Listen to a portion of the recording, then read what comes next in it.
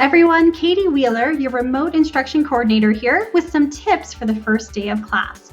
First, I want to talk about some ways to do icebreakers while testing out technology in Zoom or WebEx, and then talk about some game plans that you can have in case you disconnect or your students disconnect. The first thing that I love to do in the remote classroom is try out some icebreaker activities while testing features in Zoom and WebEx, such as the whiteboard, sharing screens, and breakout rooms. First, with the whiteboard, you could bring up a whiteboard in Zoom or in WebEx and have students write something on there, such as what was the best thing they did over the break, or what are they most looking forward to in your class. It's a great way to get to know students and help students understand how to annotate on the whiteboard or on a PowerPoint slide during a lecture.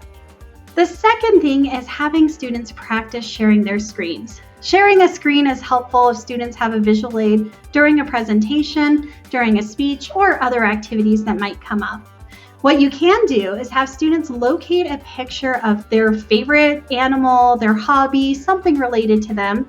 They then share their screen during their turn and get to tell you a little bit about who they are, you get to know them, and then a couple of weeks into the semester, they're not wondering, how do I do that? They already know how, which saves you time later on. The third thing that you can do is use the breakout rooms. These are great spaces for students to have a small group discussion, get to know one another without the pressure of the larger classroom. You could have students do something such as 2 truths and a lie. They get into that small group, they share their 2 truths and 1 lie, get back to the larger group, and then they can report out. So this is a way that you can get to know your students, help students get to know one another through these icebreaker activities while testing out the technology in Zoom or WebEx. The next thing that I want to address is thinking about what to do in case you get disconnected or your students get disconnected. This can bring out a lot of anxiety. We think about what to do if we're suddenly not in that classroom environment, or a student can get very frustrated if suddenly they are bumped from the WebEx or Zoom session. The first thing I recommend on your end as the instructor is the first day of classes, talk about what students should do if you get disconnected. For example, they could wait around in the web conferencing session for about 5 minutes. See if you're able to log back in. Then, after 5 minutes, if you cannot get back in, they should check D2L to see what they should be doing.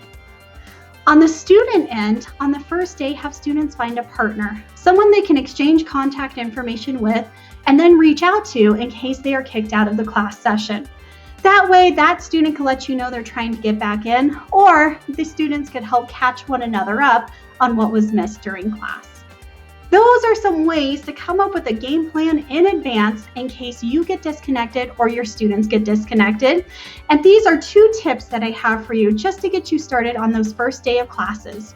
If you have any questions or need any help at all with remote instruction, you can reach me, Katie Wheeler, your remote instruction coordinator, at remote.instruction@ppcc.edu.